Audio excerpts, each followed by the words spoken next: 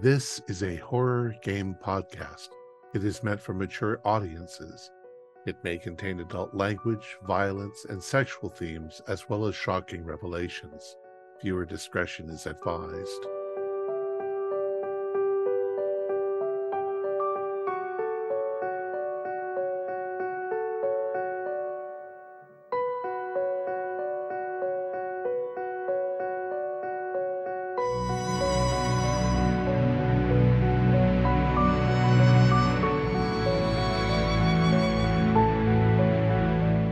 Greetings, fellow investigators, and welcome back to our video podcast, Into the Darkness, where my friends and I are playing the Call of Cthulhu role-playing game. I'm your host, Thom Raley. The scenario is Mr. Corbitt. It was written by Michael DeWolfe, and it appears in Mansions of Madness. I am the Keeper of Arcane Lore, and this is Episode 3. Our recap will be given by Gordon Lewis as his character, Ruby Alford. So, without any further delay, let's continue our journey into the darkness. Gordon? Fantastic. Thursday evening. It was a little after 7 o'clock when Jack and Bernie made their way to the hospital. The place was a veritable madhouse. Patients crammed into every corner, nurses flitting from one crisis to the next. Jack, ever the blunt and direct one, asked after Mr. T, the suspect they had been trailing. Supervisor Johnson, clearly harried, mentioned that the asylum patients were housed here in the South Wing, though only the harmless ones, he quickly assured them. However, for all their efforts, they were too late. Mr. T managed to slip through their fingers, having left without notice. Later that evening, back at the club, a note was left for them. The message, terse and chilling, simply read, "I don't know who the hell you are." Jack suspected it was from Mr. T, but the message brought more questions than answers. Friday morning. George, our former veterinarian, made a telephone call to his old practice. There was a nagging suspicion growing in his mind, and that call confirmed it. The jackal, our ever-elusive quarry, appeared only to target pets. It was a disturbing revelation, though George had kept level head, even as the implications of the jackal's predilections hung heavily in the air. I'm hoping my notes are accurate here. Meanwhile, Bernie, always one for routine, took himself to the local diner for brunch. It was there he ran into Mr. Corbitt. Exchanged pleasantries over coffee. Nothing of great import came from the conversation. Bernie couldn't help but notice how rigid Corbitt's habits were. He mentioned he was always in bed by 9 p.m., almost as though his life was tightly wound around a clock. Friday afternoon. While Bernie dined, I sought more information from Dr. Charles Shackleton, head of the hospital where my husband teaches. The doctor's words were grim as he recounted stories of farm accidents, children losing arms or worse, losing their lives. These details, based on questions I had asked, felt like pieces of a larger, more darker picture. However, that is just the life of an agricultural youth in the 1920s. Still, these tragedies haunted me as I tried to connect the dots between some of the reported tragedies at the hospital and our pursuit of the jackal. Friday evening. As night fell, I went and visited Jack at his apartment. We spoke quietly, our conversation growing more and more concerned about the trail we were following. We discussed our options. There was talk of checking the morgue, looking for children who may have met gruesome fates, missing limbs, victims of something far worse than a mere accident. And the conversation drifted into more unsettling territory, but unfortunately in our lines of work, death had always been a frequent and unwelcome visitor. Saturday, the greenhouse tour. Saturday was supposed to offer a reprieve, but instead it brought them to Corbitt's greenhouse. The place was a wonder of orchids and exotic plants, and the air inside was thick, both with humidity and unease. At the center of this massive greenhouse was a monstrous vine, its enormous bluish-purple flowers shimmering in the light like butterflies or the carapace of a strange beetle. There's something unnatural about the ways they glistened, their iridescence somewhat hypnotic. Sitting before the vine was a golden statue, depicting a deity from some far-flung land. Corbitt mentioned it had come in from India, East Asia somewhere, and represented a god of death. The statue itself was somewhat ominous. The vine behind it seemed to pulse with a life of its own. Corbitt, his tone shifting suddenly, insisted it was time for us to leave. I, though, swear I saw the flowers turn towards me as if watching. The whole encounter left me unsettled, and as we exited the greenhouse, I noted that Corbitt neglected to lock the door, as though leaving it open for something. Later that evening, Ernst dropped by Corbitt's residence, offering to fix his sticky front door. Their conversation was brief, but in it, Corbitt gave a name to the plant from his greenhouse, Mortis incarnatum purpurea. The name alone sent a shiver down Ernest's spine. It sounded like death itself made flesh.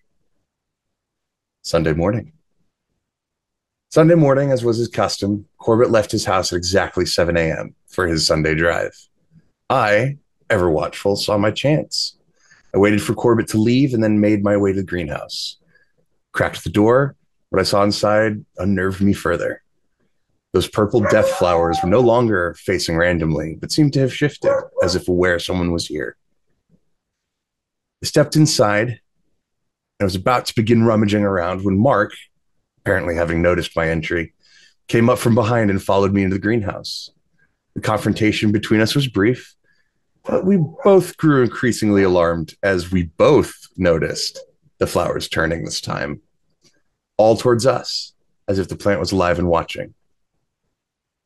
Mark probably saved me from some horrific accident, noting that 5 of the flowers had focused their attention on me. Once we skedaddled outside, we placed a call to see if the university library was open, looking to do some botany research. Later that day, Corbitt returned, stepped out of his car with his usual precision, but then uncharacteristically froze in place. He stood there for a long minute, staring intently at Mark's house as though piecing together a puzzle. Then, just as suddenly, he dusted himself off and wandered inside. Clearly, something isn't all right in the neighborhood.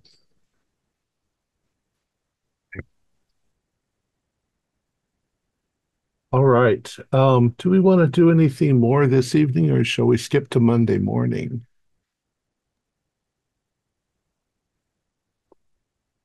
Does anyone have any plans? Um, well, then we can say that nothing particularly happens that evening. And the next morning comes, and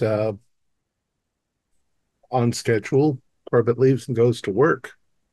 Some of you have either already gone to work or you're getting ready to go to work. Mark, what are you up to? Um,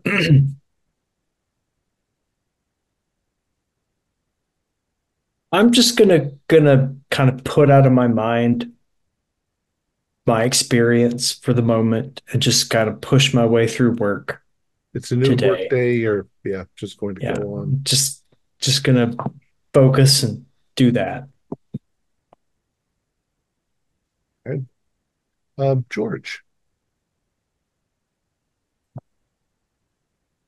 Sorry. Um, so who all is still at home? Who all is not going to work or doesn't? All right, Bernie. I'll probably wait until a reasonable early morning time when Bernie would be slightly awake, and then go over to his house or call, whichever is would be better, and say, Bernie. I heard from Jack that you had gone to the hospital the other day to talk to this Mr. Tomaszewski. I would like to talk to him as well. I've been looking into the jackal and the animal mutilations, and since he's the only lead on this, I kind of want to talk to him to see if we can get any information on him. Would you be willing to go with me? Oh yeah, definitely. I've been meaning to talk to him ever since he sent me that harshly worded letter. Yeah, Jack mentioned something about that. Are you sure you're okay with going? I don't want you to feel like you're gonna put yourself in danger or Oh, once he sees me, he'll realize no harm here. okay. Well, when you're ready, we can go. And at some point, I guess, head over to the hospital. Okay. Ruby, what are you up to today?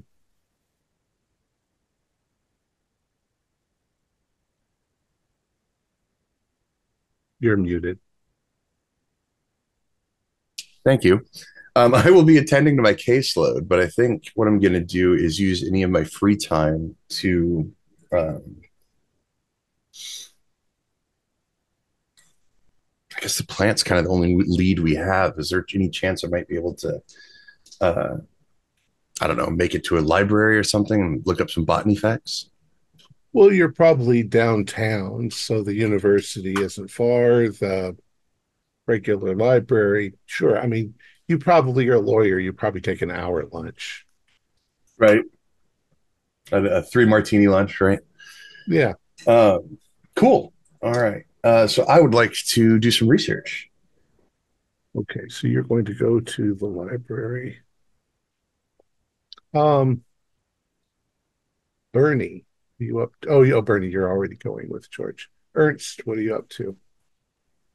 Normal Monday morning routine, going to the shop, but today I'm bringing a partial of a shoe I was working on that's inspired um, by Mr. Corbitt's plant.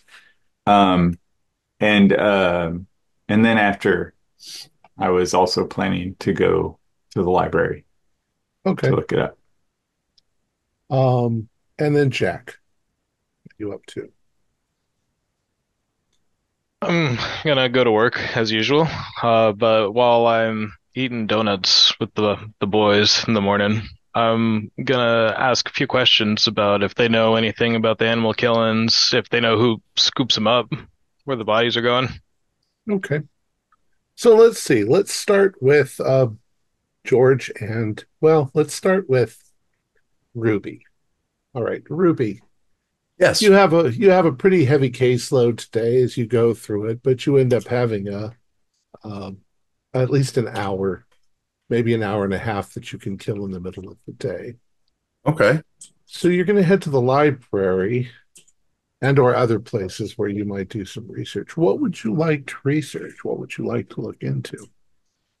Um, I'm thinking Corbitt probably picked up the plant somewhere, where his imports business is from. Mm-hmm. So I'm looking for botany of like East and Southeast Asia. On You top of probably that, figure you'd have the best luck finding that at the university. right. All right. So that's where I'm gonna head. So you head to the university, and I'll have you do a library roll. Sure. Oh, all right. I got a 19. We're starting hot, so it's a hard success. Okay. So you find an area in the library in the stacks that's mostly botany stuff. At the university, the stuff tends to be a little more academic, if you Mhm. will. And you find a number of large, ponderous tomes on plant taxonomy. You spend, maybe an hour perusing through them, not quite understanding what all this means, but apparently things are grouped into families and orders and genus and all of that. But after a good hour searching, you find absolutely nothing like Mortis incarnata purpurea anywhere. Hmm. That should be because it's got the term purpurea, which means purple, on the Right. end of it. There should be other varieties. And you don't find, there's no plant that seems to be anything like that. You look through vines, You look through flowering plants of East Asia and so forth. There's nothing like that. How strange. Okay. Um, man, we don't really have a whole lot to go on. I guess with the heart, if I'm not finding anything, we really have no idea what's going on. At least I Now, don't. now there is a botany department. There's probably professors. Yeah, I'm not. Oops, you're muted. Sorry, I'm probably not intimately familiar with the botany department, but I would like to pay them a visit. All right. You head over, and there is a Mr. Daniel Soon, Professor Daniel Soon, of the botany department. And interestingly enough, this part of the university has a number of large greenhouses where the students grow things and they study things and so forth. Excellent. He is, in fact, an Asian fellow. He looks like he's maybe in his late 60s. So when you find him, you find students coming up to him, asking him questions. He's sitting behind a desk inside the greenhouse, and Right. they ask their questions. And eventually, you get up to the front of the line. He says, "Ah, you're not one of my students." Very astute, Professor. No, I am not.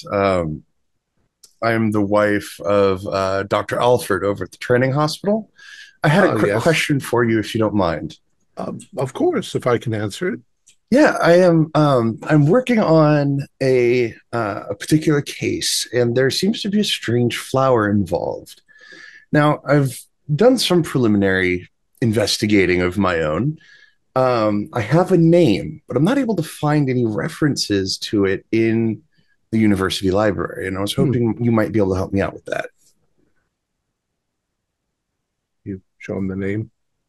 Yeah, I mean, do you want me to try and pronounce it? No, you can't if you want to, but he says, well, this is a made up name. I've never heard of anything like this. Um, you say it's a purple flower on a vine. Yeah, Um, yes. do you have access to this plant? Not regularly. I have a leaf I might be able to get a hold of, but it's generally frowned upon to make off with evidence during a trial. Oh dear, yes, of course.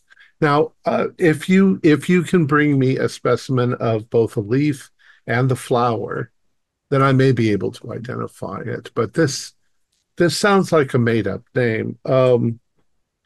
Uh, Generally, in taxonomy, if you discover a new species, you're allowed to name the species, but you usually name it after somebody else. You're not supposed to name them after yourself. Right. And if somebody actually found a new genus, that would be a major find, a major scientific discovery. You can also Understood. get to name that, but it's usually named after like the last name of the person. Right. In this case, it's actually Latin for death incarnate, the purple form. Hmm. Um, it might just be made up by somebody. Well, it is not a usual case that I am dealing with, so that is not outside the realm of possibility. I am just, like I said, trying to establish what is true and what isn't in this particular regard. Well, I know a great deal about Asian plants. If you bring me the samples, then I should be able to identify it for you. Well, I greatly appreciate it. If I'm able to get a hold of them, I will be sure to pay you another visit. Thank you so All much right, for your thank help. you. And sorry to interrupt. I hope your classes go well for the rest of the semester. Thank you. Yes, they will. And I will scurry out of there with probably less of an idea of what's happening than I had when I came in. Okay. Let's see. Uh, Jack, you're at work. You're eating some donuts. You're asking more questions about the mutilated animals. What's odd about the mutilated animals? They are usually picked up. They're either picked up by homeowners that throw them in the trash, or they call city cleanup services or whatever. But in almost every case, the animals have been missing limbs or other body parts, um, but not like they've been relayed by animals or torn up by an animal, as if somebody was catching the animal, killing it, and removing a particular part, the head, the leg, the internal organs. It seems very weird. Well, Like some kid who thinks he's a doctor or something. let's see. Yeah, Jack is mostly disturbed by the thought of animals piling up in a landfill. But um, yeah, Well, who's the guy that responds to this though? Like, I mean, if I wanted to get a hold of him and have him let me know when it's happening, I got a couple buddies. They play detective. One of them's a lawyer. I think that they're kind of set on catching the guy. It's if I could get some info for him. well, it would probably be somebody in animal control or I don't know. I don't know actually. It could be they call the cops and the cops take care of it or whatever. Animal control is a good idea. But I should in let someone know almost about all that. cases, of course, everything is going to end up at the dump. Nasty. Yeah. All right. Well, I think we got trucks to wash or something. Okay. Ernst, you've been fixing or creating a new shoe. Um, Yeah. is there anything you wanted to do on your lunch break? Well, I do my normal, go to the diner. Perhaps I'll run into Mr. Corbitt there and we can set up a Okay. time for me to work on his latch. We'll say Mr. Corbitt is uh, he's once again exactly where you expect him to be eating his turkey sandwich. He looks up and he says, "Oh, Ernst, how are you this morning, this I'm afternoon?" very well, Bernard. How are you? I am well. I was inspired by our trip through your greenhouse to make a new shoe design. Oh, that's The very flattering. the purple plant that you had has inspired me particularly. It was so striking and beautiful. I'm I wonder if I could have a photograph or visit the greenhouse again to see it so that I can get the details just right. Well, yes, I think that that could be arranged. We could go there. Um, Could I bring my because of the sketchbook or do well, you have a camera? what I prefer if you have a camera, I mean that would be all right. Um, the I'm trying to keep the temperature and the humidity regulated, so we'd have to do it fairly quickly, but sure. And no flashes, of course, I'm sure. Oh, I don't think that would matter much. Ah, Um, though it's pretty bright in there, I'm not sure you would need a flash. that'd be fantastic, Bernard. Maybe I could do that when I fix your door latch. Yeah, but perhaps Saturday then. Since Saturday.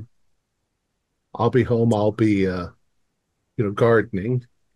I really could use the week to work on this Hmm. design. You know how it is when inspiration strikes, you need to follow it. Perhaps I could just stop by and sketch real quick. Well, you could stop by after work today. I hope there's enough light. There should Yeah. still be a couple of hours of light. Okay. Sure, So yes. like 5 o'clock? Yeah, I'm usually home at 5:15, so Okay. I'll see you at 5:15 then. Thank you, excellent. Bernard. Excellent. And Mark, uh, what did you say you were going to look into? Just work? Just doing the work. I'm a little bit bothered by what I saw. Okay. Now you stagger your lunch, so you're not usually at lunch at the same Right, time that Mr. Corbitt is. right. I go an hour later because we have people coming into the shop at Sure. lunchtime. So is Uh, there anything you want to Keeper, do, or do you want to do I just, know if anybody has a camera? Anybody, I mean, if you guys want to have a camera, that's, does anybody like to do photography? I'm sure I have one for family photos and stuff. yeah, Okay. work that out. You're more than welcome Then, to yeah, it. after I'm done talking to Bernardo, I'll go see Ruby. Sorry to interrupt. Okay. But no, I didn't have anything particular I wanted to do. Okay. You sounded like you were trying to push it out of your mind and stop Yeah, fussing with your neighbors. Yeah. yeah. Okay. That's good. All right, Bernie and George. You arrive at the hospital. It's probably about, well, we'll say 10:30 when you arrive in the morning. Um, there's quite a few cars parked in the parking lot, and you can see that they are mildly busy. Uh, it's all routine stuff. So you enter into the front lobby, and you see the same guard that's posted there and a supervisor. What do you guys want to do? Um, I'll look at, ask Bernie, when you were here before, you didn't find him, right? How did you proceed then?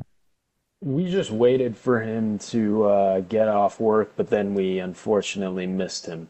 Okay. But I think that didn't someone say he had some distinctive features? Didn't he? He was like the people who interviewed him said he had some distinctive features. He said he had tattoos. Tattoos, exactly. So we can just wander around the hospital looking for a guy with tattoos. Security probably won't let you just wander around the hospital, though. At least not randomly wandering. You might be able to, I mean, get away with it if you just look like you know what you're doing, so to speak. Yeah, I'm gonna do that. Um, what's your stealth? Stealth. Yeah. Not fantastic. Could I use fast talk? You can use fast talk if you talk to somebody, but Okay, I'll just do stealth then. why don't you do your luck then? Okay. Luck. Oops.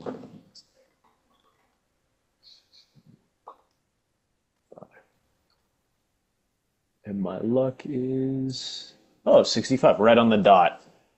Okay. So at least for the first half hour or so, nobody seems to notice you. They just think that you're going somewhere. After that, now the hospital's probably maybe 5 stories high. So you're wandering around quite a bit.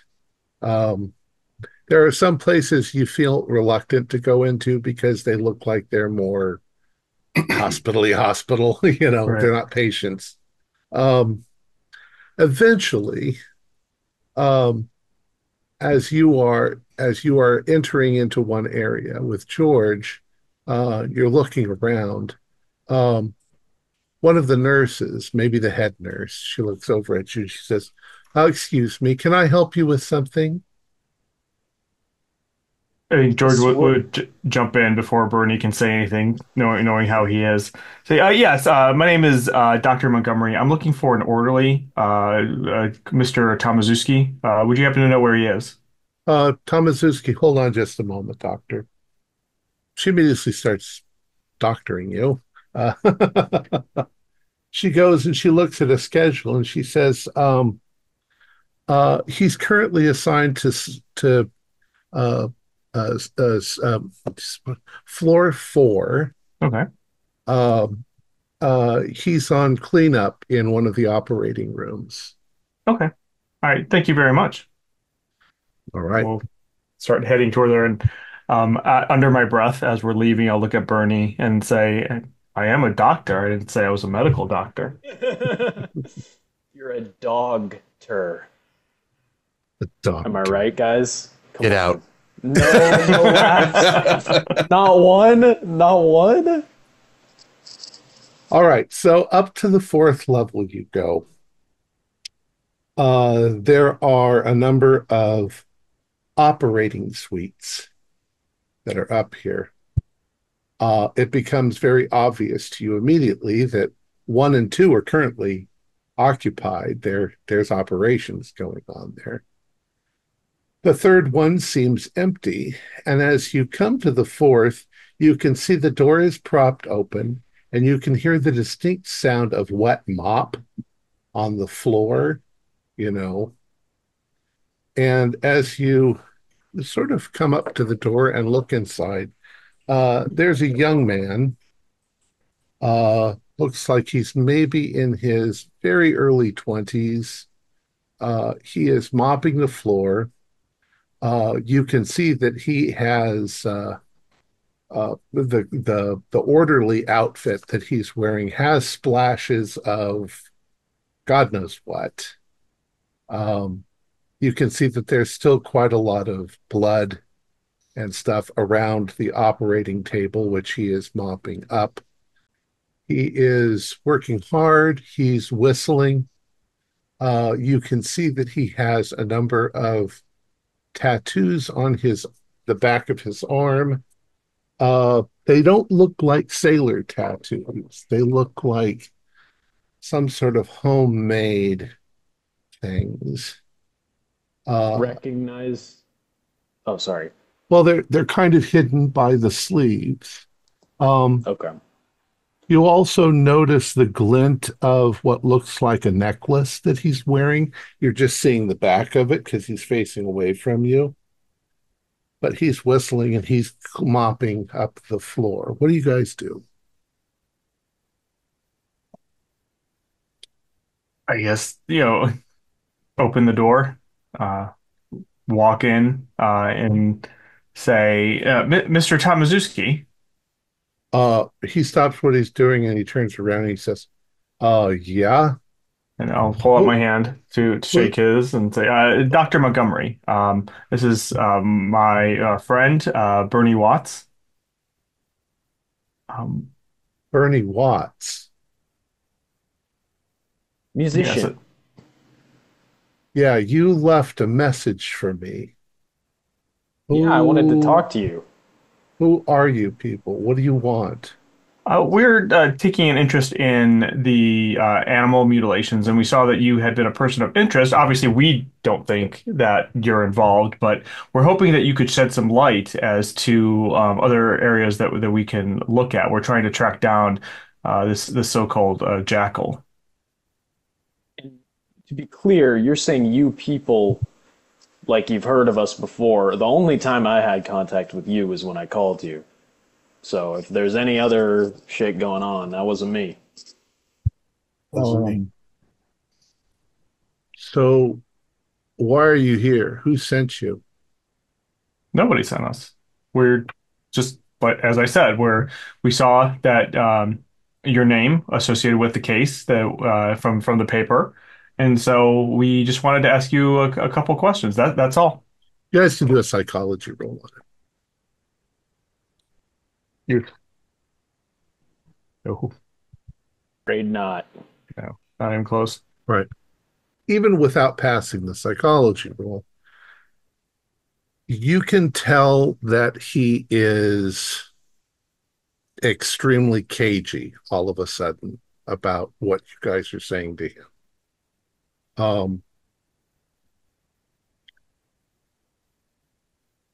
He puts the mop down and he kind of backs away from you a little bit, kind of sideways and backwards. Um, so what is this all about? Look, man, we come in peace. We're just, trying to find out who this guy is who's killing all these dogs in our neighborhood. Yeah, we would just like to know if you have any information on it. We know the police talked to you. We're not associated with the police, to be clear. Do you know Um, anything about the animal killings? he says, I got work to do. You need to just get the fuck out of here and stop bothering me. We just want You to now talk. also now get the distinct feeling that he looks like an animal that's been cornered. Wait a minute. So, why exactly did the police release you? And why exactly did they arrest you? Buddy. Fuck you, he says. Um, he takes a step towards you, and then uh, sort of gives you the tough guy look. Um, he looks like somebody who could brawl pretty badly. You've seen guys like him before. He's definitely shady, if anything.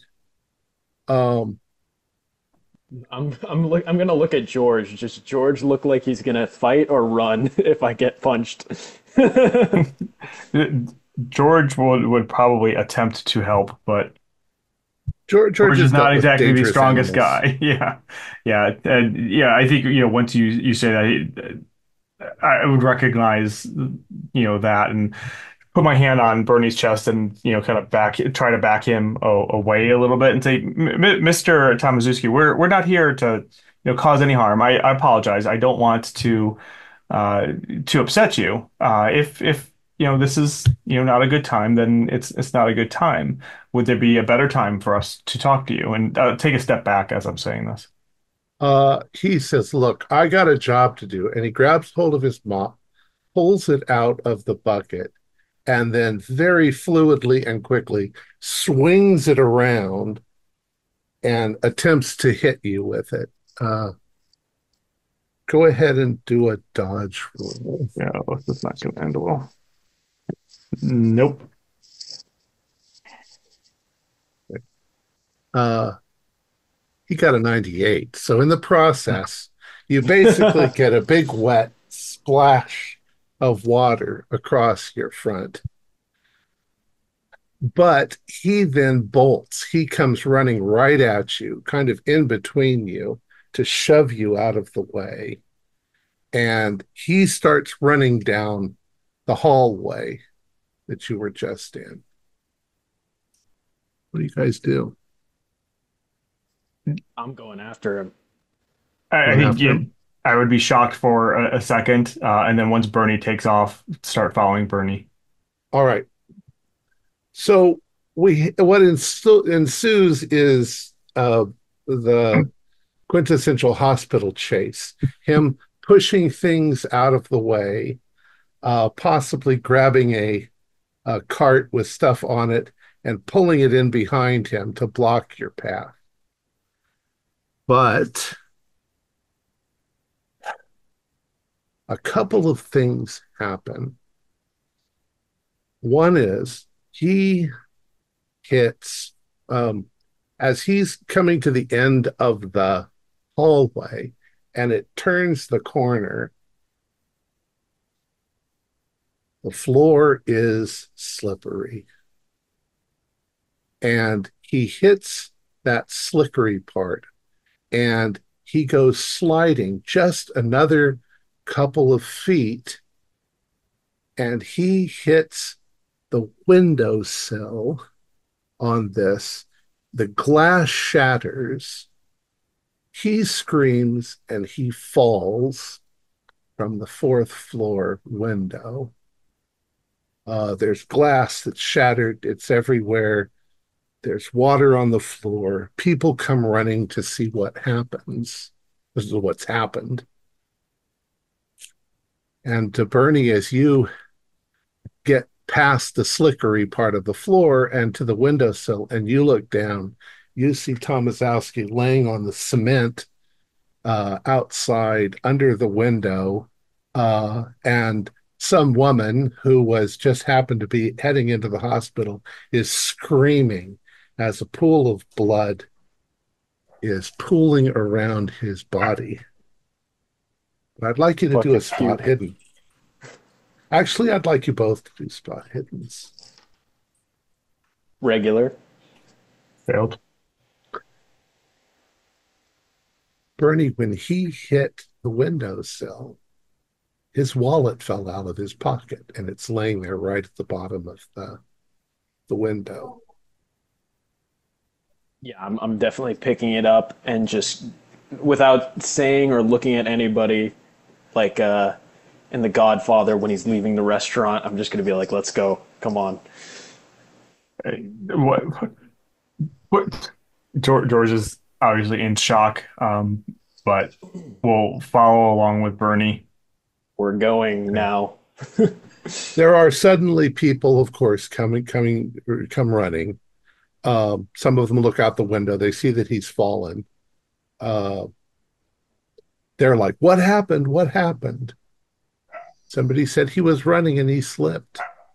They saw him running and sliding and slipping. Got real sad halfway down the hallway. You get out of the hospital, and as you are leaving the hospital, there is now, of course, a crowd of people around. Some emergency people they've come running. They're getting him up onto a gurney, but he's obviously dead. His head's bashed in from hitting the concrete.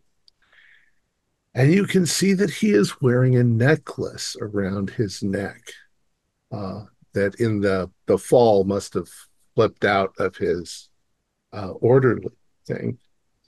And I'd like you to do a spot hidden to see if you can see it closer before they take him by. You have to kind of push your way into the crowd. And I got a hard success.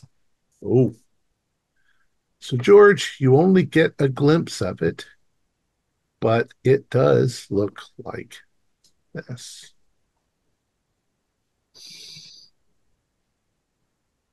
Oh. Okay. Bernie. It's just Baphomet. He's not a bad guy. Bernie. Oh, his necklace. Did you see it? We definitely need to go, and we need to talk to everybody. We need to talk to everybody to let them know what we saw. I don't know what this means, but let's go. Let's go. Well, George, I think we cracked the case. Maybe. I mean, we're not liable for his death, are we?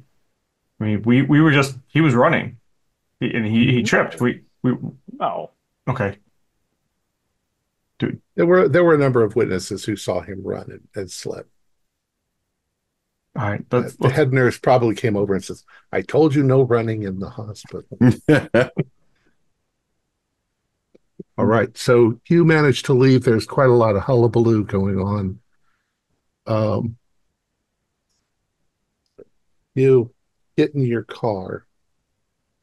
Were you walking or did you drive? You probably drove. Yeah, we would have drove. Once you are in the car, which one of you is driving? I would. Okay. Bernie, you feel the lump of that wallet in your pocket that you grabbed. Yeah, I'm definitely looking at it. Normal wallet. It's got a few bucks in it, and it's got his driver's license, which has his home address on it as well. You know that he lives in the middle of town, not too far from Central Hospital, in a third floor apartment, a single apartment. Well, it's not illegal if he's dead. Right? I, that's a question for Ruby, not me. Well, let's before we can get the answer to that, let's just do it and then ask for forgiveness. You live an interesting life. I okay. Let's go over. I'm not, but I don't think we should break in if that's what you're suggesting. No, we're just gonna go there and see if it's open, you know. Okay. Then if it's not open, open it and go in. It's, the only reason I'm even thinking of agreeing to this is because this could, solve the case and the animals will be okay. So, all right, where am I going? I mean, he clearly did it. Look, No, I know, and I would have described the necklace to Bernie. yeah, he's the friggin' Satanist. All right, well let's go over to his apartment. All right. So let's jump to the others. Mark, you probably get off of work at the regular time. Yep. Ruby, you found a little bit of information, but nothing substantial. You probably, well, you tell me, do you head home or? Yeah, I think I kind of feel like, I mean, having a strange plant's not really a crime, even if it's got a weird diet. Um, so I don't think she's gonna, or I don't think I'm gonna investigate it any further. I'm gonna relay everything to Mark. Um, oh, that's right. I had to get a camera over to Ernst, I believe. So I think I'm gonna make that delivery. So Ernst, you've got the camera. Um, Jack, you probably return home. Uh, Ernst, you have the camera and you're on your way to Mr. Corbitt's. He should be home any minute now. You guys might notice that Bernie and George are not home. Yeah, I was You don't. intending on going to speak with Ruby, so maybe I catch them when they're exchanging the camera. Okay. Hey, uh, Oh, hey Jack, what are you doing here? yeah, Ruby. So, I had another thought. Animal control. They're the ones that are scooping up all the dead pets, so we could ask them to let us know if it happens, when it Huh. happens. And yeah, so at first I thought that they were just like cutting the things open, but it turns out they're like totally taking limbs and parts away with them. So someone is Oh, harvesting. Hey Ernst, how's it going? Hey, um, uh, I'm just grabbing the camera from Ruby to head over to take a picture of the plant later today. Oh, you're going back in? oh, oh, oh, pardon me. Ernst, actually, I don't know why I didn't think about this sooner. Can I get when you have that developed, could you get a copy for me or have another Sure. one made? Yeah, you bet. I mean, I'm gonna need your help getting it developed anyway. I don't really know anything about cameras. Oh, okay. Well, that's not a big deal. I think I'm going to take it to the botany professor at the university and see what we can figure out. Nice. Can I see it Oh, first?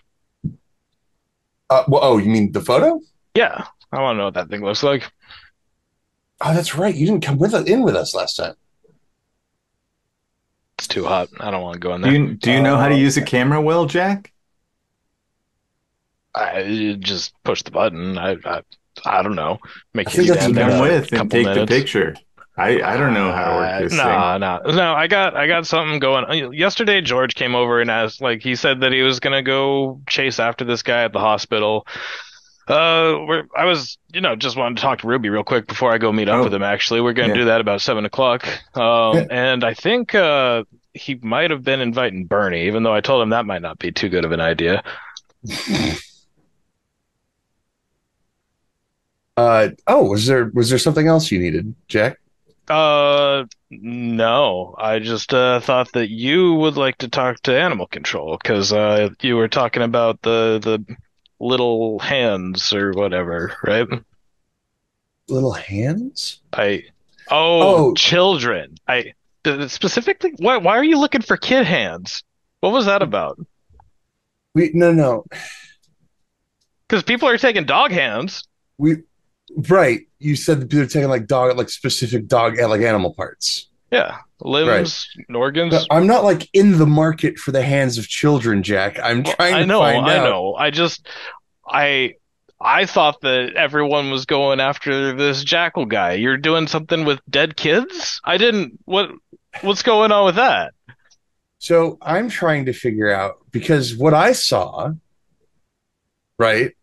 That 2 weekends ago now.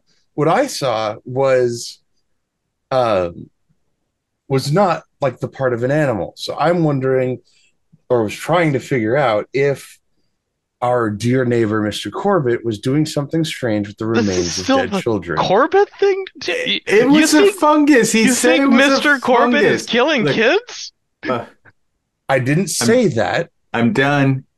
You guys continue. I will talk to you later. All right. Well, Ruby, Jack, when you say it makes me sound crazy. Tell me it's something different then. Mark, you probably noticed them all congregated outside. I'm probably yelling a little too loud.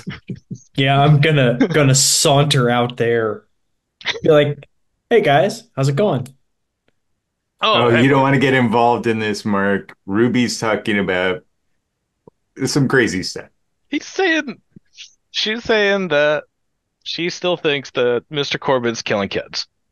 Killing kids? Say that. That's terrible. Ruby, why would you? Jack, what evidence do you have? I didn't say that. So what are you saying? I'm just saying that I know what I saw, and I haven't found an answer yet. But what you saw was a kid's arm? It looked like the arm of a child, yes. All right. Did Mr. Corbitt bring something back to the house this weekend? Like something in a box? Okay, I got my wires crossed. Sorry. That was the previous weekend. Right. That was the last one was you and me almost dying and getting eaten by something in the greenhouse. That's right. Okay. Oh. This weekend you saw him come home, get out of the car, and then stare at your house. And I did that wonderful narration note and everything, man. The recap and everything. Anyway, at 5:15, you guys can see down the street Mr. Corbitt's car is coming up. Like clockwork. He parks in the driveway and gets out, and he says, "Well, I didn't expect the crowd again." We were just talking, Bernard. It's just me. Yeah, sorry. Ernst was wanting to borrow the camera. Bumped into each other. I'm on my way to go see George. Ruby was coming to see him. Mark just was concerned, I believe. I just saw him out in the road. But he looks over at George's house. He says, "Well, I don't see George's car. Maybe he's in town shopping or something." No way. George wouldn't forget. Hold on. I need anyway, to go see you two have a good evening. I'm gonna get back to the house. Right. So Ernst, he takes you out to the greenhouse, and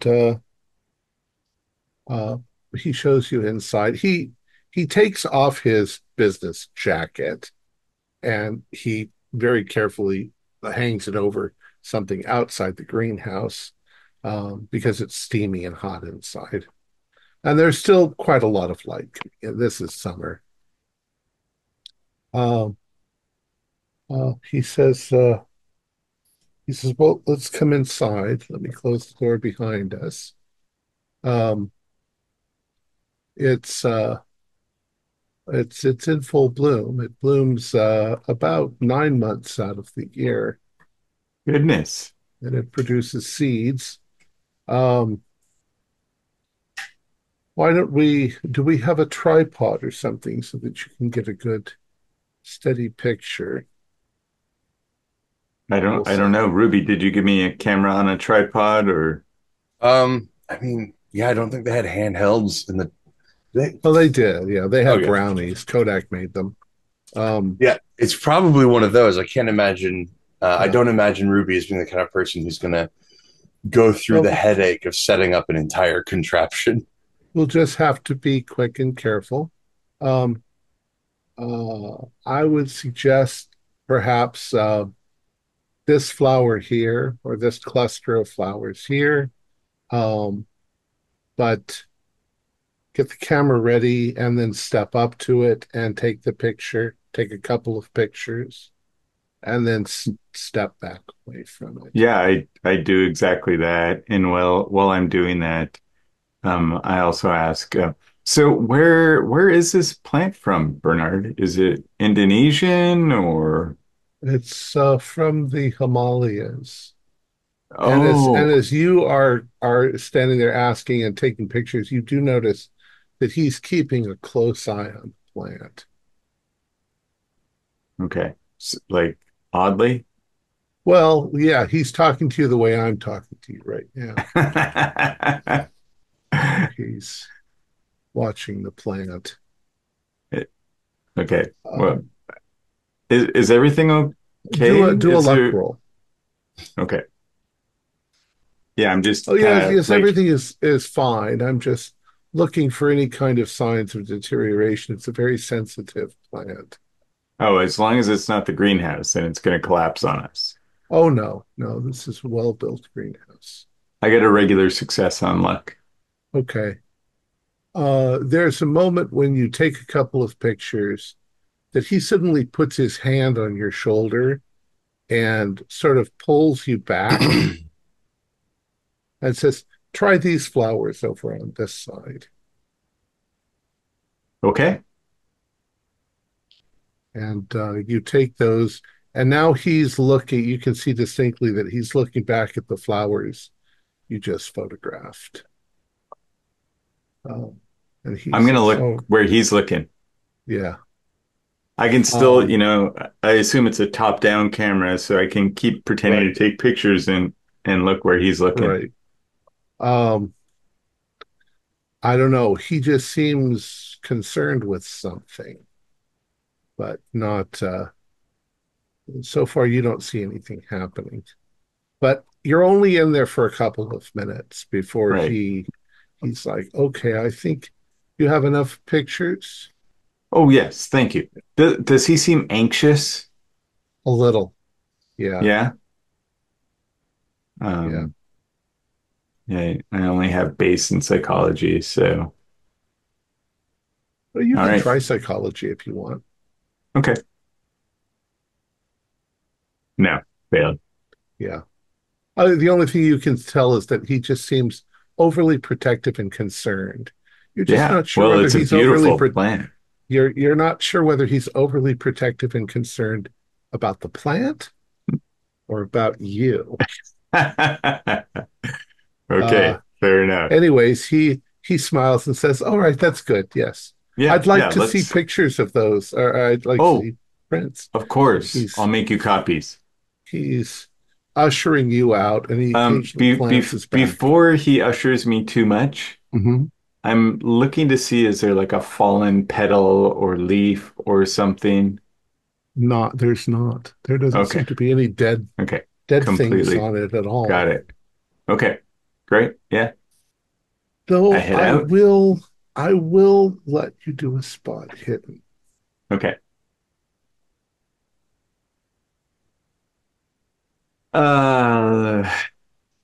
I failed.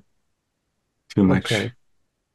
Too much to spend luck You, on it. you're not sure, but the area around, remember I told you this is like in a big whiskey barrel that it's growing Mm-hmm. out of.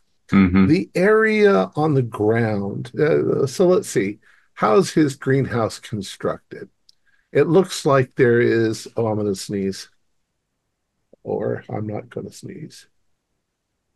It's right on the Because you're thinking about plant pollen. end. So if I were to give you a detailed description of it, it's got gravel on the floor. Okay.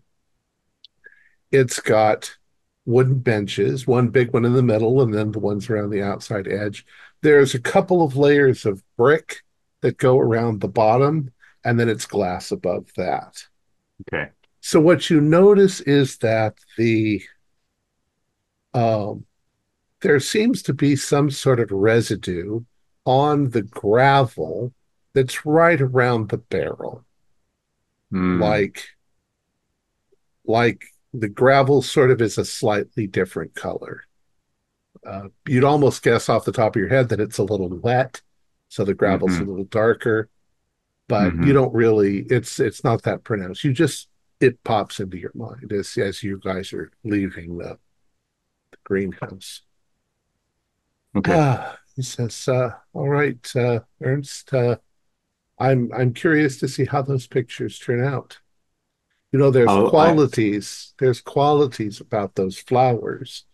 Do you notice that when you were here on Saturday, the way the light sort of plays on, it almost looks like they're glowing or scintillating. That's part of why I was inspired, Bernard. Well, They're amazing. Tell me my more. guess, my guess is that it won't turn out that spectacular in the photograph.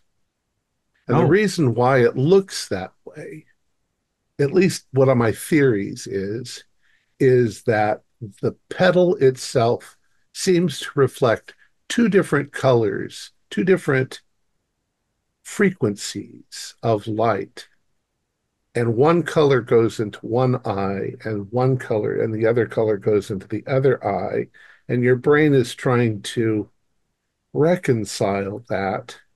And so it looks like it's scintillating, but your camera only has one eye. So fascinating. it won't see that effect.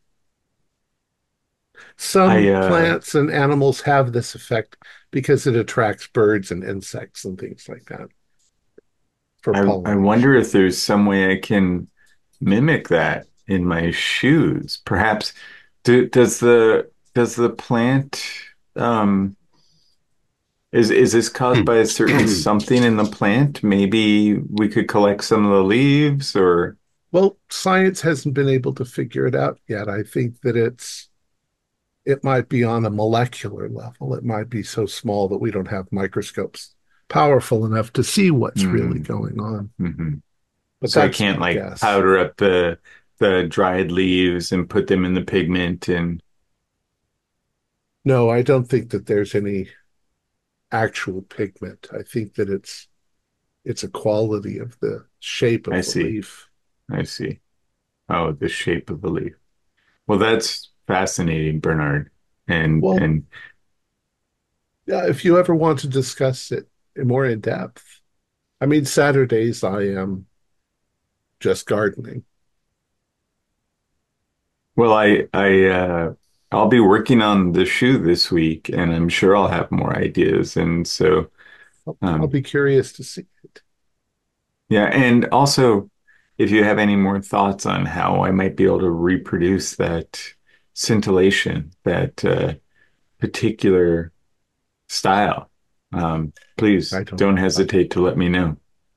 I'll think about it, but I don't know how you would do it. Maybe talk to a printer or somebody who That's a works good with point. ink. Yes. Thank you, Bernard. Have a nice evening. You too. And he closes up the greenhouse and he walks to his back door and goes inside. Oh, picks up his jacket, of course. Bernie and George. Now we've jumped around in time a little bit. It's probably not all going to line up, but this is a game, so it's make believe time line up. All right. So you drive to downtown, and you find the apartment building. Was there something? Could we maybe pick up Jack on the way? Are you going to drive back home? Yeah, just because he's kind of buff, he could probably break in easier than me. Then it actually throws off the space-time continuum because Jack was there, and then Well, then why don't we then drive back? If if we want to take Jack, and I think I would 100% agree with that. Drive back and wait for everybody to get in. So, we could even, I don't know, be pulling up the road as this happens if you want. Okay. Yeah. Perhaps you don't think about the wallet until you've gotten back home and you've thought about it. And then okay. So you gather everybody together. You guys are there. You see Ernst with his camera heading back home. You've all, of course, all have phones if you want to get together. So what do you guys do? And tell everything that you've seen. Yeah, go on, Bernie. Sorry. I am going to probably dance around the fact that we accidentally killed the guy. But besides that, I will tell everything. Oopsies. So, all right. So, just so I'm kind of up to speed, are we calling everybody to, kind of get everybody together, or like we see? I'll wave you guys down while you're driving into the neighborhood, and everybody probably just culminates like normal. Culminate Hey, at George, Mark's house. You got with Bernie. Sure. So Bernie, you're in. We're going to the hospital. About So that. here's the thing about that. Wait, hold on. Let's make sure everybody's here. Yeah. We'll say you're all at Mark's. Okay. Oh yeah, don't Okay. worry. I let them all in Sounds on the good. plan. I figured they'd come along. Do you have some laudanum, Mark? Or drink your wine. I can give you I a don't drink. Look, Yeah. I don't drink. Yeah, I got laudanum's a little potent. Yeah. Your rhubarb wine, if you have any left. So Jack, Bernie and I actually went to the hospital. What? Yeah, I know it just got a little antsy. We found Tomaszewski. He kind of fell out a window. And also, he probably did it. Yes. And also had a Satan necklace. Yes. So, Ruby, we may have solved the case. What's the legal precedence for going into somebody's house who no longer is in this world? Well, I'm going to pretend you didn't just tell me that, and that'll be the legal precedent for that situation. Okay. We did not push him out a window. I just want to make this clear. Yeah, I need you to stop talking. Wait, no, Ruby, I've heard the word. So Bernie is a vigilante. No. Jack, don't you start. Well, I'm not saying I didn't, but I'm not saying I did. Look, I'm Bernie, if you're saying not you even didn't. going to help yourself in your own defense, there's nothing I can do for you. Ruby, would you rather we talk about this when you're not around, or No, I just should we use euphemisms? look. Was it an accident? Yes. Just, Oh, yeah. Do Guys, you have witnesses that will attest to this fact? I just Yeah, I had think to so. go to work. There are people I who would saw have him taken the slip. day off. Okay, all right. Just don't I'm not law enforcement. I'm just a lawyer. Just so don't call me if they arrest you. All right. Did you find out that he was guilty before you killed him? We didn't kill him. Yes. Okay, you sorry. did. What happened? So We what found happened him. was Go on. he tried to kill us with a mop. It was a brutal mop attack. He attacked There you. was a yeah, With a mop. and so See, in this is exactly why I should have been there. In self-defense, he fell out a window Well, no, by there was. himself. He ran from the operating room we were in after he attacked us, slipped on some water, and then fell out a window. Ugh, Oh, terrible shit. shoes to slip in. What floors like that? He should have come to Terrible me. windows. They can't catch a guy. But oh, shit. But he would like Bernie said, he was wearing. We saw he was wearing this necklace, this like satanic necklace. Um, Uh, we think that this he got really upset when we started asking him about the animal mutilations. He started acting really suspicious. And then that's when he just started to run. So we think he definitely is involved in this. Um, we kind of feel like maybe we should go over to his apartment.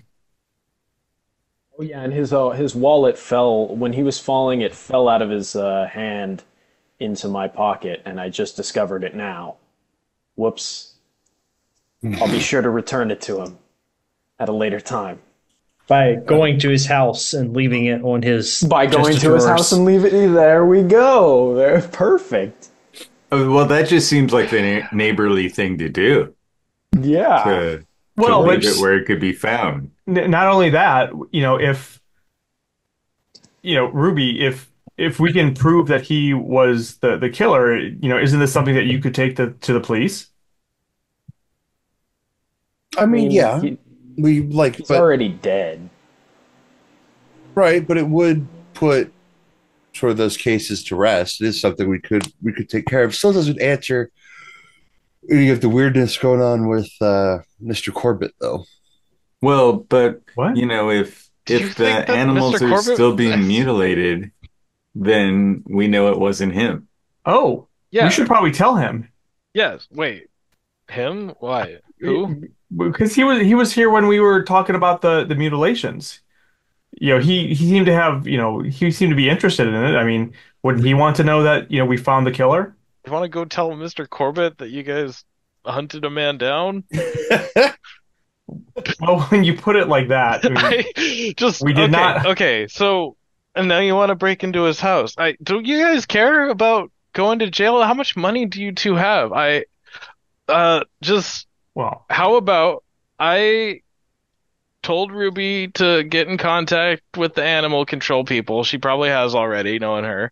Just if Sure. more animals die, then you didn't get them. And if we never hear about this again, good job, boys.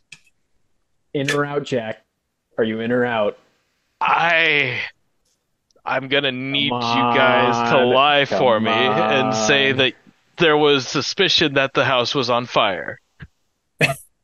Perfect. Okay? Sure. I'm in. I Anybody would else? pay good money to see Bernie go, "Oh no, a fire!" in the most convincing way. I might be able to get the door open for you if you know where this man lived. Good point.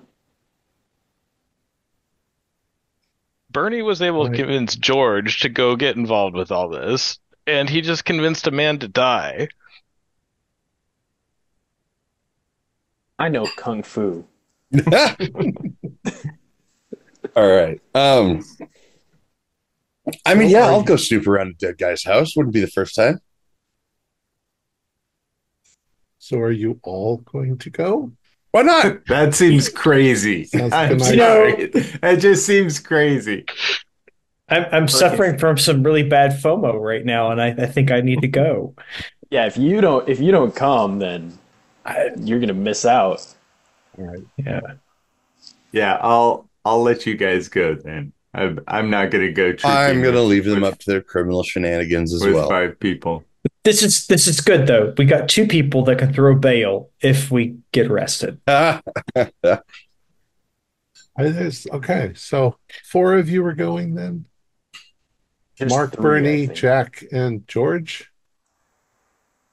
Yep. Yeah. All right. Oh, that is 4. Yeah.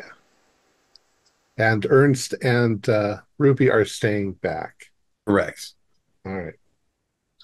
All right. So the four of you pile into one car and you drive to the location downtown. You get there, and it is a fairly decent apartment building. You think that there are two apartments on each floor, and it's only 3 stories high. You look inside, and in fact, Tomaszowski is on the mailbox, and he is in 3B. So it's on the top floor, apartment B. There are other people in this apartment, but their doors are closed. This is people don't hang around in the apartments. You do think, of course, that this would be a very convenient place to be if you were hunting people's animals around Central Hospital. All right, so you go up the stairs and you get to 3B.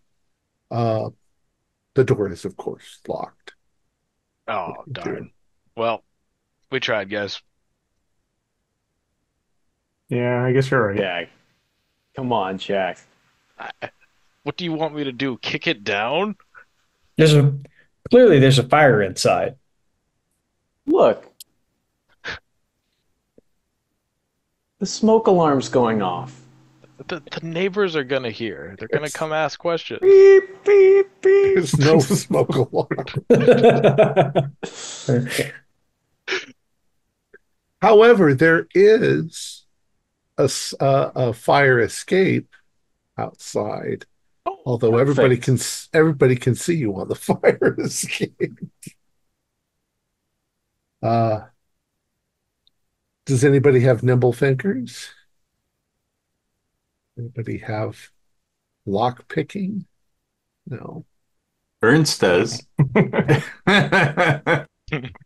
You can go ahead and try. So when we were coming up to the apartment building where the fire escape was, could we also see like windows right there to get onto the fire escape? That type of thing. Okay. Yeah, it's not a huge apartment building. It's fairly small. Did Ernst want to try and pick the lock? I don't think Ernst is here. Yeah, he's not here. Oh, that's right. You're not here. Bernie didn't talk him into it. Yeah, I can try going up the fire escape and seeing if I can get in through the window. Okay.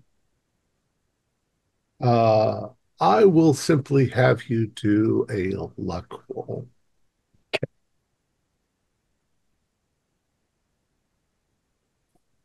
Yes, that is a pass. Then his window is not locked. It's Okay. just a matter of you lifting it up Yeah. and shimmying through. I'll give a good look around then and go in. It's dark, of course. The first thing that you notice is there's an odd smell. Not necessarily a bad smell, kind of like a churchy smell, an incense smell, but not like a really pleasant incense, kind of an odd smelling incense. Okay. There's enough light coming through the window that you can sort of see around the apartment. It's pretty simple. There's a couch. There's a small table with 2 chairs for dining. There's a kitchenette. It's not particularly clean. There's things thrown on. There's clothes on the floor and so forth. But you can clearly see a way to the front door. Okay. And it's got a simple turn lock. Okay. And it unlocks. Is there electric lights in this apartment? Yes. Yeah. Okay. Yeah. So I'll flip on a light and then open the door. Okay. You Probably guys step scare the hell inside. out of me while I'm arguing with them. Hey guys. guys step inside. It's a pretty, you know, lower. It's not a poor person's place, but it's definitely not middle class, not where you guys are. It's what you would expect that somebody who's an orderly at a hospital might be able to afford. There's a lot of there's a lot of junk. He's got magazines and um, it's just in general, it looks kind of like a college dorm room with a lot of junk thrown around. There are two doors. One you assume probably goes to a bathroom and the other one to a bedroom. What do you guys want to do? I'd like to see if I can locate the odor, the origin of the odor. Okay. It definitely seems to be getting stronger when you head towards one of the doors. George, what are you doing? Looking around the room, just for anything that would indicate that he was involved with the animal mutilations. I'm not really sure what, just yeah, anything like that. You see a couple of orderly uniforms that are stained. They're in a pile in the corner. Probably he does his laundry, but he doesn't seem to have a laundry basket. Um, Bernie, what are you looking around for? Bridge. Uh, I didn't quite get that. I'm looking in the fridge to see if that's where he's storing the dead creatures. Okay, you're heading towards the fridge. Jack, what are you doing? I'm following Bernie and just complaining Okay. loudly about Clearly how a fire hazard. this Look, is this is horrible. So this is how criminals live. I can't believe this. All right. Mark, you get to the door and you open it, and the smell gets a little stronger. Um, you can see that this is a bedroom. It's got a just a twin bed. It's not made. It's the sheets are all sort of rumpled up and thrown around. He's got some dresser drawers that are not all closed. They're partly open. He obviously, stores his clothes in there, his underwear and so forth, but he's just really messy, you know. There's a mirror and an armoire, and over in one corner, there seems to be a table with stuff on it. Looks like some candles and some paraphernalia of some sort. And you can see that there is definitely um, a star shape, like similar to oh, you didn't see the necklace. No, no, but Uh, they kind of told me about they something, kind some of told you satanic about it. symbol. It definitely looks like some sort of little makeshift altar, like grandma had, but with Catholic saints. She had this looks different. And in fact, there are two human skulls that are on the table. So definitely looks like something that you would consider to be satanic. Okay. And definitely this is where the smell is coming from. It looks like there is some sort of a little incense burner, and that's definitely where it came from, though you're not quite sure what he was burning his incense. It doesn't smell pleasant. Uh, Maybe some sort of herb or something.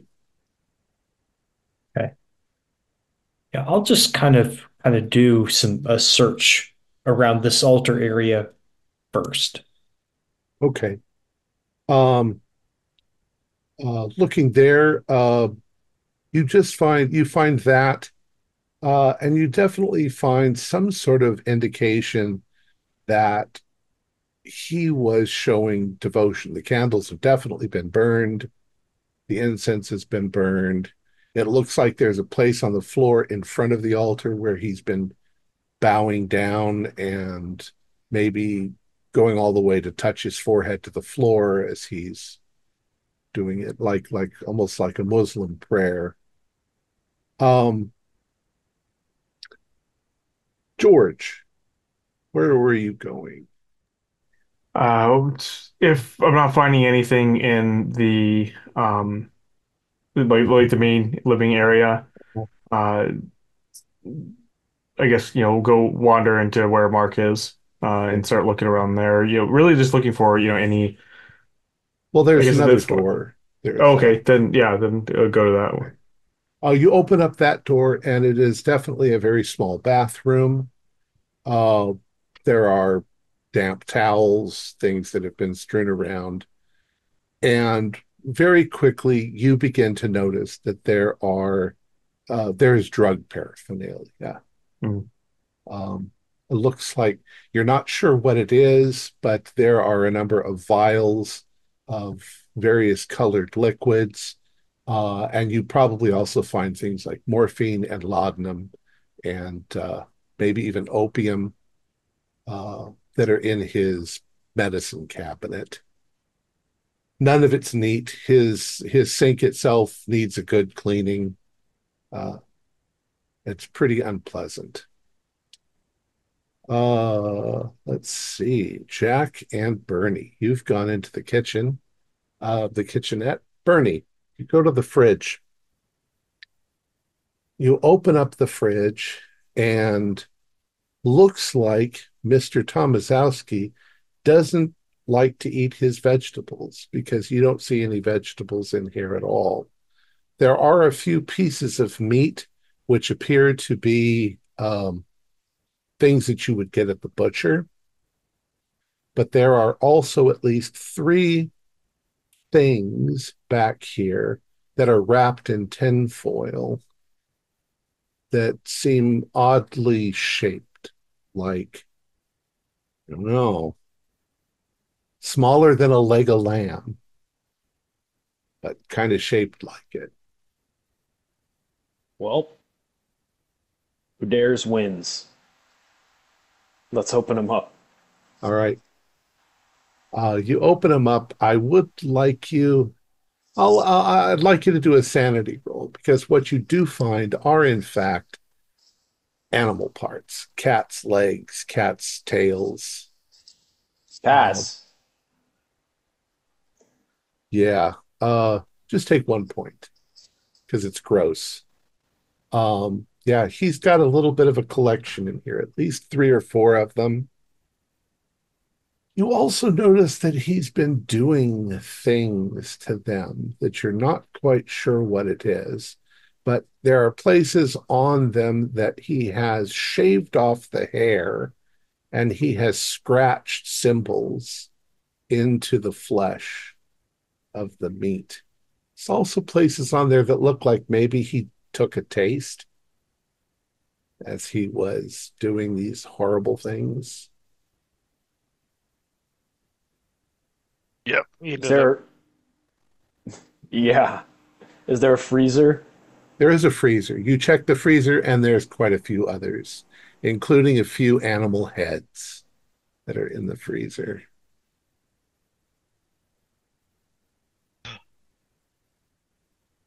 Looks like our case is closed, Jack. Yeah. So what do we do now? Do we go home? Uh, I don't know.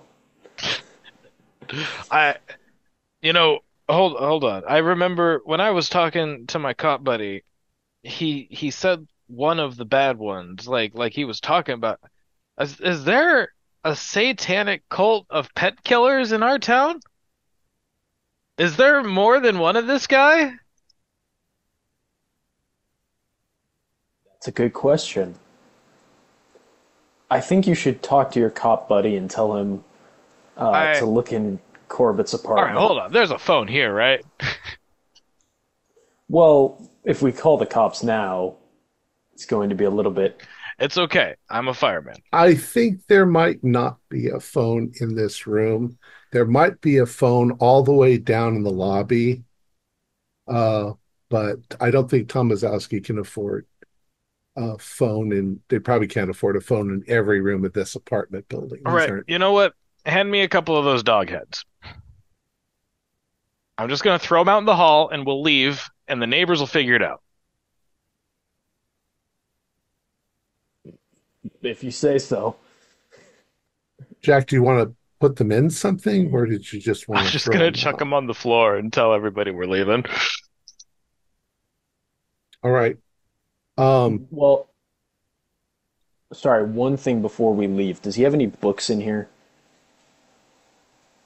you look around for books. There's a few magazines, probably some Sears catalogs and some dirtier magazines. Uh, but yeah, you don't see, he doesn't seem to be much of a reader. So you all sort of convene back in the living room space. And Jack, you're going to Yeah, toss the things out in the hallway yeah. as you Guys, leave. we need the police informed, and we need it to not come from us. I'm just gonna All right. let the neighbors find these. So as the four of you leave, Jack, you're going to be the last one, and you're going to leave the evidence. Jack, I would like you to do a spot hidden for me. Yep. Ooh, a 03. Wow. You got a 03? Yeah. Excellent. So as you get to the door, you give one last look around before you close the door. You look over. You don't know how you missed it, but on the sort of, I don't know what you call it, between a kitchenette and the living room, Like a bar. like a little bar area, there's a very nice basket of fruit and vegetables that looks very familiar, of a kind you've often found on your front porch. Um, yeah, Jack is already kind of unsettled and his heart's racing. I'm gonna grab it and bring it with us. All right, so the rest of you suddenly see Jack stop in his tracks. He turns around, he goes back in, and suddenly comes back to the door where you guys are standing with a basket of fruits and vegetables, very nice ones. Guys, have you ever seen this exact basket before? This is just like what we get all the time. Your baskets get recycled all the time, too. This definitely looks like one that you've had on your front porch. You're you're We not didn't implying find. that. Go on, Bernie. I was just gonna say we didn't find any veg in his fridge. I, what do you mean implying? I just grabbed this off the counter. Right, but you're saying this is what Mr. Corbitt gives us? The same thing? There's no way. I mean, how? I broke this straw off when I had it a couple weekends ago.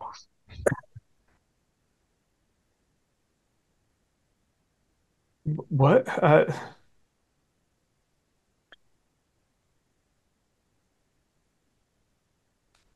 You know, I have to say that arm looked mighty gray. It was frozen. Or like it was a dog. Was a dog hand. We need to go. Yes. Yeah, let's get the fuck out of here. You bring the basket with you, but you leave the Yeah, body parts. and the All right. door open. So you get back down to your car and you get inside and you race back to your neighborhood, where I assume that Ruby and Ernest are waiting to find out what the hell happened. All right. You convene, we'll say once again, you convene at Mark's house. It's probably about 8 p.m., let's say. I'd start pouring drinks Mm. for everybody. I pour one for Bernie, even though I know you're not going to drink it. I'd pour it out there anyway. You're tempting me, Mark. Don't I'll tempt drink me. Bernie's. I'm sorry. I'm sorry. Don't do it. I'll take it away. Nah, I'll drink Bernie's. Guys, that wasn't okay. Well, at least we found out who was doing the animal mutilations, but I don't understand what Mr. Corbitt may have to do with this. We've never seen Tamazuki in our neighborhood, right? We haven't even had any animals go missing. Mr. Corbitt doesn't have a job. He could just swing by there whenever he wants. Well, he does have a job. He runs his own business. Oh, does he? I thought he was just a gardener. Yeah, sorry. No, he's got an import-export business. Yeah. Yeah, right. I think Maybe I this remember him man was mentioning one of that. his customers. What's he export? What kind of goods does he move around? We Whatever don't his know. customers want. I don't know. Asian furniture and stuff. But also, there was the arm incident. He imported. It was locally sourced. I mean, I'll admit, I don't know if I believed you and Ruby from before, but if this is true, then and he knew Tamazuki, then maybe. I mean, could it He have been an animal part, not an arm? he did tell us that he doesn't feed his meat-eating plants rats or mice. He didn't tell us what he did feed. Well, no, he did tell us, didn't he? He told us he gave them fish food, I think, or Except fish that meal. he made his own fertilizer, like he had a little lab for it or something. Right, but But the meat for the plants, yeah. He said it was shrimp. Oh yeah. that's what it was. Yeah, I don't think that this is for the plants. I mean, we would have smelled it. Well, not Well, necessarily. I mean, if you get the mix right, compost does not have an odor to it. All right, I don't want to talk about Mr. Corbitt right now, please. Ruby and Ernst, this guy, it was like a religion to him. They saw a shrine in his bedroom. He was wearing a necklace. Like, if Mr. Corbitt is involved with this, then he probably believes in the religion. He's not doing the kinds of things. He's just gardening. He's a lonely old man. He has a death god statue in his greenhouse. Yeah, that sounds pretty cool. Sorry, I didn't see that. But okay, maybe there's more I to the mean, man. look, it's adorned with 50 severed heads on a What is? necklace. Okay. Yeah, That's part of the you guys said you statue. saw skulls, right? Were they like real skulls? Like whose skulls were they? You mean at Mr. Tomasowski's? Yeah, the actual criminal. Sorry. They didn't have identification.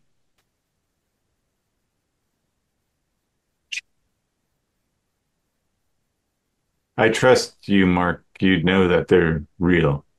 Oh yeah. Yeah, it's been a while since I've actually seen a real one, but yeah.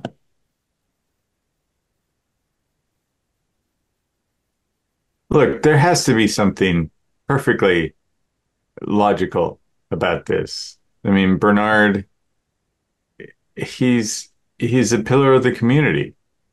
I mean, He's a good guy, but anything can happen. He lost his wife. Maybe he went a little but loopy. I what's mean, he I don't doing even. with the parts? If he's not feeding them to the plants, what's he doing? I don't know. Exactly. That's where it all breaks down. More wine? Yes. So what do we do next? I don't. I mean, Well, Well, we have this basket that connects Mr. Corbitt to Tomaskowski. We need to see if there is the similar connection with Tomaskowski with Mr. Corbitt. So we need to find maybe some animal parts at Mr. Corbitt's. Just break into people's houses now? Didn't you just break into someone's house? I was telling them that I didn't want to kick the door down, and then Mark opened it for me somehow. Magic. So if Mark opened the door for you, you'd be okay going into Mr. Corbett's house. I if we don't steal anything and we don't break anything and we just see what's there when he's not around, I I guess mean, it doesn't steal feel something right. like a basket of fruit and vegetables that were sitting on the counter that I I do actually have a key to Mr. Corbett's house. When he goes on his trips, I pick up his mail and take it in the house and leave it on the table right there inside. I Oh, mean, I'm surprised he didn't tell me about that when I offered to fix his door. I don't know. Maybe it just slipped his mind.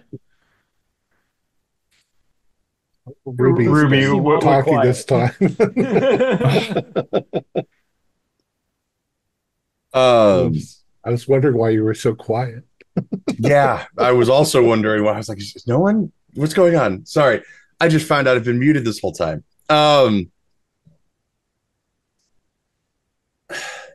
So you said it was a ritual setup. Like he's got this whole sort of like what, like satanic altar or something. Yeah, yeah. It was two skulls, the goat faced pentagram, candles, some kind of stuff he was burning, some incense. Yeah, it's pretty legit. Okay. I mean, do you have experience with this sort of stuff, Mark? I've seen human skulls, and Well, so I'm pretty sure that they were human skulls. fair enough. Um, I mean, we could just kind of let ourselves in when he goes for his Sunday drive. We'd have to be quick about it. or when it goes to work. Or that. I mean, I prefer not to have to take the day off to go do crime, but you know. I'm Well, I don't think all of us need to go in his house, do we? Perhaps, I mean, true. can we figure out like one or two people go in at some time?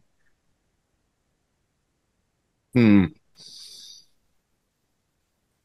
I mean, I think that makes more sense. And I've been Well, I've been weighing this in my head as to whether or not we should do this because he is our neighbor, but he's also our neighbor.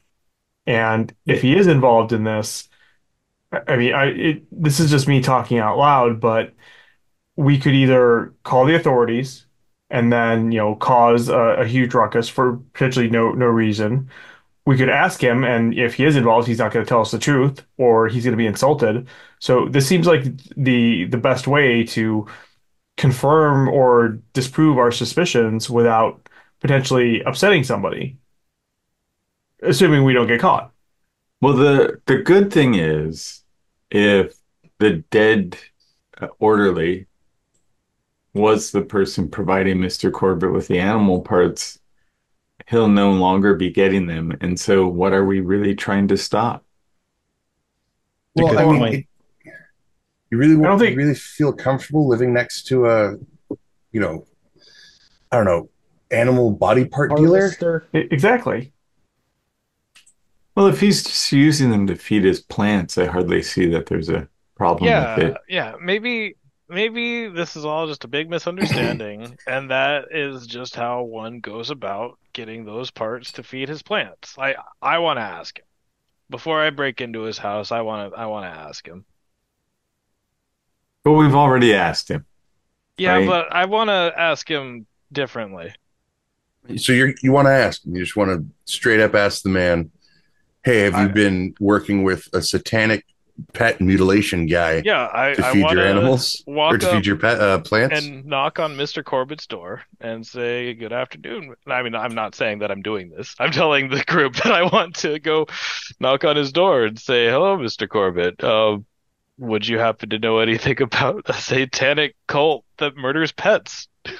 And then what does he say? Yeah, Come in, see my meat effigy that I've made out of the My harvested meat parts effigy. of dogs. No, I mean, Come on, go ahead and worship at it, or I'll kill you. hopefully he says, "No, what are you talking about? That's ridiculous." And then I explain the situation and we have a good laugh and move on. What if he doesn't laugh? Then we break into his house afterwards. Bro, we can't break into his house. We told him. So, like, we could just cut out the middleman and do it without giving him time to hide evidence and stuff. Fine. Yeah, I If you mean, want. that's a good I thought point. you were the one who didn't want to hear about crimes, Ruby. Yeah, well, I've decided that, like, if we're... Look, I'm just done. I need an answer, and this has been driving me insane over the past, 3 weeks. Like, I need to figure this out, or I've been losing sleep. This has been, kind of getting between me and Jeremy, and I need an answer. One more thing. What's in the basket? Is it just regular stuff? Looks like the stuff that you guys get. Vegetables from his garden. Look, I'm willing to consider taking part in this, but I need somebody to walk me through what we think Corbitt's done. As far as we know, he's sponsoring this guy, at least just this one guy, to kill animals and harvest their parts. Or he at least knows him. Yeah, or at least knows him. Do we think he's a Satanist? He may not be. It just may be that Tomaskowski was a Satanist, and that's two completely separate things. I'm not sure. Maybe that explains where he goes on Sundays. But to a satanic church? Is it just like a church Some painted black? coven What would or that look like? something? I don't All know. right. Okay. Yeah. That's Point. that's a really Anyway, good it's beside the point. distinction. So we either think that he was part of those people, or it's an innocent business deal. He found some shady dealer. I mean, I'm inclined to believe he's worshipping something. He has an idol to Yenma in his fucking greenhouse, who is the death god, who, as I've pointed out, has a necklace made of 50 severed heads and 5 severed heads on his head. And I'd just like to point out, too, this will also confirm or disprove what Bernie and Ruby think that they saw. Maybe we do find an arm, maybe we find the plant that he told us it was. That's gonna confirm our things right there. Yeah. I just on a whim, like me being a pharmacist, would I know would there be any sort of connection between what's been harvested from these animals and any kind of Asian herbalistic treatments? Or am I just sort of... I don't think you probably have much knowledge of Asian folk medicine. Do an intelligence roll. No. Yeah, nothing that you've ever heard of using animal. Well, Okay. I mean, you know that there are people who, use rhinoceros horns and other things Yeah. like that, but it doesn't make much sense that he would be using dogs and cats from, around the neighborhood. Likewise, if he was feeding his plants, why didn't he just go to the butcher shop and get meat?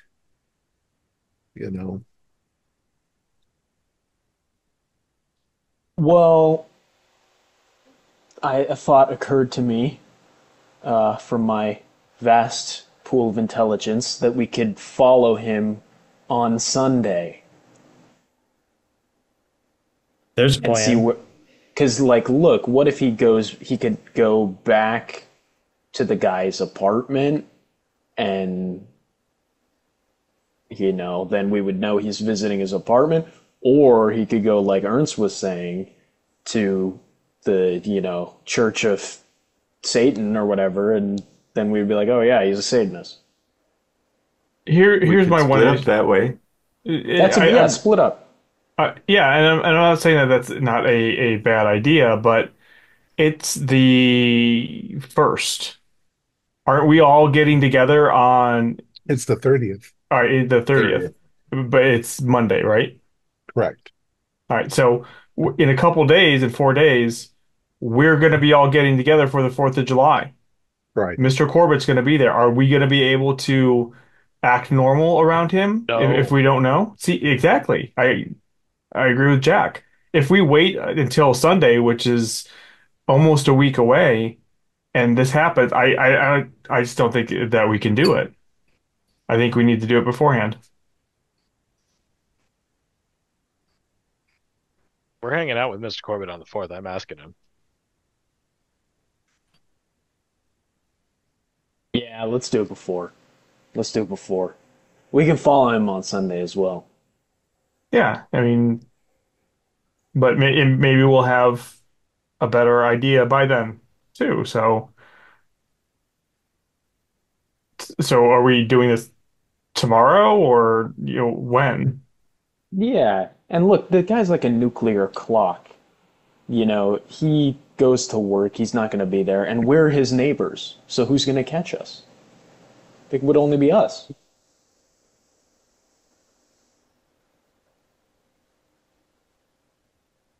I can't fault anyone's logic here. Yeah. I think you're right. I think we have to take a look. In I the would like hopes that, sorry, go ahead. I would like everyone to do a sanity roll because this is pretty freaky stuff. I failed that. Yeah, if you fail, just take 1 point and consider it like the stress of this whole bizarreness. The idea that somebody is living in your neighborhood might not be what they seem. Your words, not mine.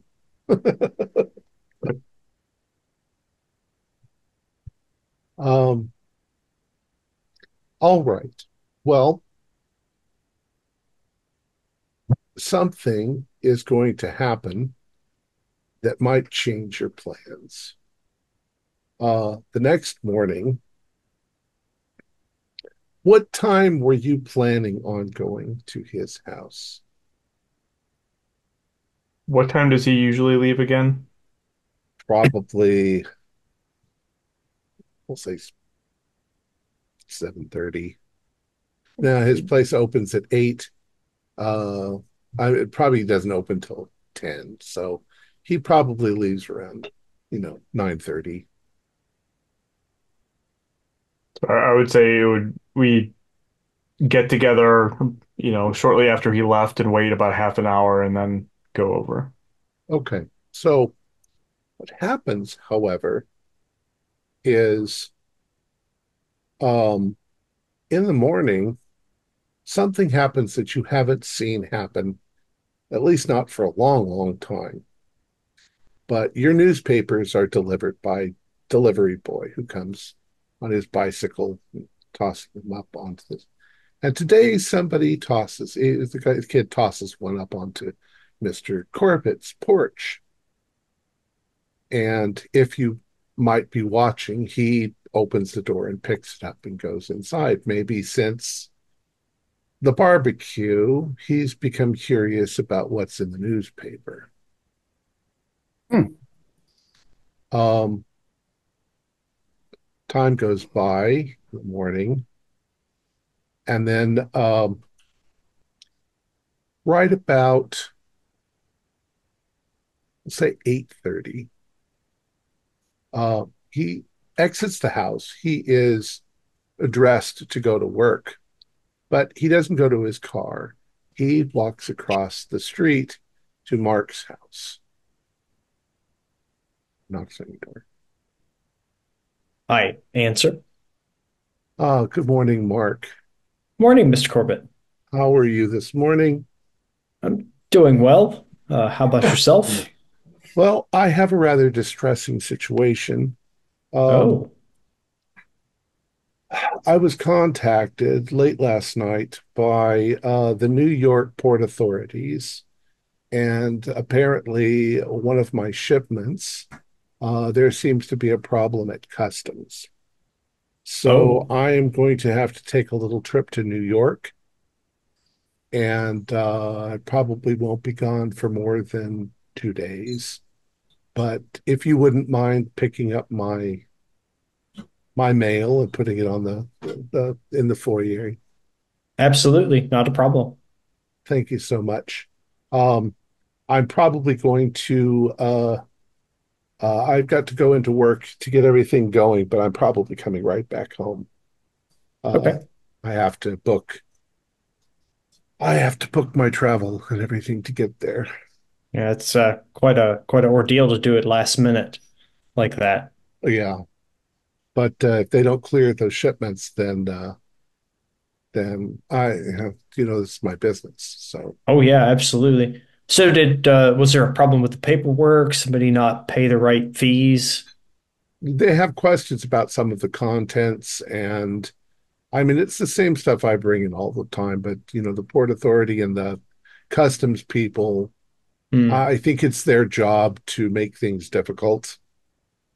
I It's understand. not the first. Well, I wish you the best. I hope you get your shipment cleared up. Okay, thank you very much. I've got some timers set that will water things, but Okay, I should be back in just a couple of days. excellent. Thanks. Yep, not a problem. So he goes back, and of course, he leaves at the regular time to go to work. And when all of you sort of converge,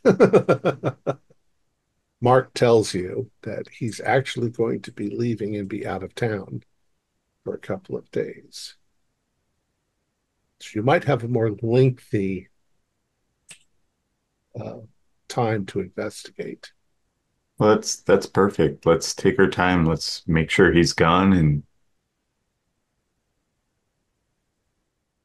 And Mark, I don't think that it was not unobvious. He seemed agitated and angry, Okay. and that could be attributed to the Port Authority problem. But you do notice that in the newspapers this morning, there was an article about Tomaszowski falling to his death from the hospital window. And Maybe that's where some we're of going us. to go ahead. I was gonna say maybe some of us should follow him. Jeez. To New York? Oh, I think like Excellent. Tomaszowski. Oh no. Yeah. if Mr. Corbitt is some vile person and he's taking this opportunity to run away, I say good riddance. Get him out of our town and our neighborhood. And I don't think he's leaving permanently. I think he'll be back like he says he will. And that's where we're going to leave it for All this right. week. Our players included Julian Arva, Tyler Hudak, Max Meltzer, Steve Anderson, Kaylin McDowell, and Gordon Lewis, with myself as the keeper of arcane lore. We have a Discord server where you can chat with other members, you can set up private games, and you can learn the finer arts of gameplay and game mastering. We provide audio-only versions of our shows free for you to download from Spotify, Podbean, or iTunes. Support for the show is provided by our patrons who are listed in the closing credits. If you would like to show us your appreciation, please visit our Patreon page, or you can use the thanks button just below the screen. Like, share, and subscribe to our channel, and punch the bell icon for updates on our latest shows. And leave us some comments. We enjoy reading them and answer any questions you might have. This is Thom Raley, together with all the members of our gaming club, inviting you to journey with us once again into the darkness for another adventure into the universe of H.P. Lovecraft and the Call of Cthulhu role-playing game. Until next time, good luck, good gaming. Goodbye, everybody.